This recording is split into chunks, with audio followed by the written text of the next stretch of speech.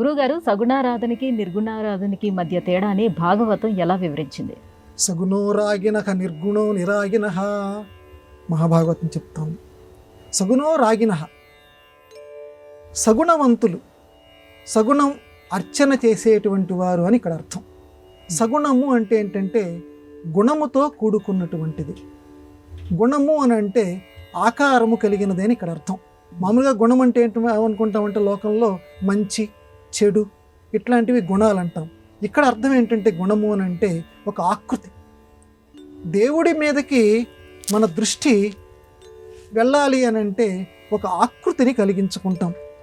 దేవాలయాల్లోకి వెళతాం, అక్కడ రాతి మీద మలిచినటువంటి చక్కగా శిల్పి చెక్కినటువంటి ఆ విగ్రహానికి మనం నమస్కారం చేస్తాం. అది ప్రాణప్రతిష్ఠ జరిగినటువంటి మంత్రాలతోటి, పీఠాధిపతులు ఇలాంటి మంత్రశాస్త్రవేత్తలతోటి దానిలో ప్రాణప్రతిష్ఠ జరుగుతుంది. అంటే జీవకళ.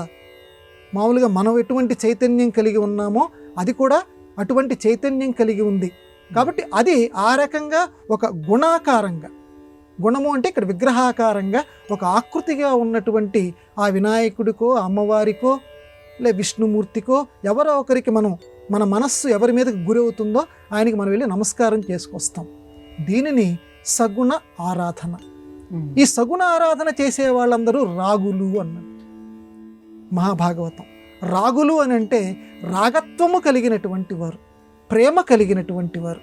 అంటే ఇచ్చుపుచ్చుకునేటువంటి ధోరణి ఉంటుంది ప్రేమలో.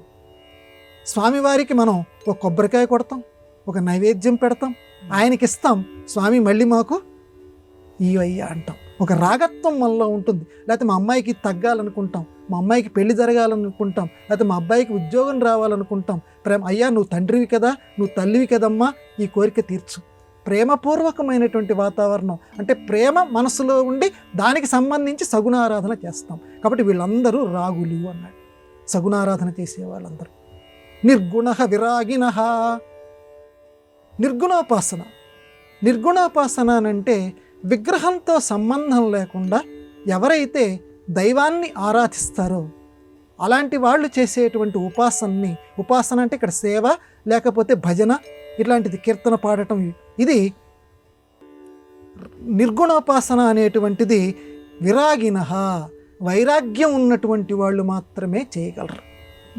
అంటే ప్రపంచంలో ఏ కోరికలు వాళ్ళకి ఉండవు, అంతా కూడా మొత్తం స్వామియే. త్వమేవాహం త్వమేవాహం మహావాక్యాల్లో ఏ రకంగా అనుకుంటావో నువ్వే నేను, నేనే నువ్వు, ఆ భావంతో ఇక వేరే రకమైనటువంటి కోరికలు ఏమీ లేకుండా సర్వత్రా స్వామినే సందర్శిస్తూ అలాంటి స్థితికి వెళ్ళిపోయి ఇక విగ్రహాలు ఆయనకు అవసరంలా, అన్నింటిలోనూ దేవుణ్ణి చూస్తూ నిర్గుణంగా ఆయనకు ఒక విగ్రహం ఉందని భావించకుండా అంతటా ఆయనే ఉన్నాడని ఉంటే అలాంటి వాళ్ళు విరాగులు అంటారు.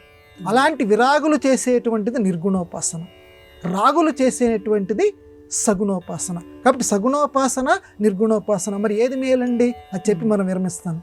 ఎవరైనా సరే ఈ మెట్టెక్కిన తర్వాత పై మెట్టెక్కాలి. మొట్టమొదట ఎవరికి కూడా నిర్గుణోపాసన అనేటువంటిది రావటం చాలా కష్టం. కాబట్టి సగుణోపాసన చేయంగా చేయంగా చేయంగా నిర్గుణోపాసన అలవడుతుంది. కానీ నిర్గుణోపాసన మాత్రమే మోక్షానికి దరిచేరుస్తుంది, మళ్ళీ జన్మ ఎత్తకుండా చేస్తుంది. సగుణోపాసన చెయ్యదు, అది పెద్దవాళ్ళు తీర్మానం చేసింది. కాబట్టి ఇంకొక మాట చెప్తాను, నిర్గుణోపాసన అంటే జ్ఞాన మార్గం.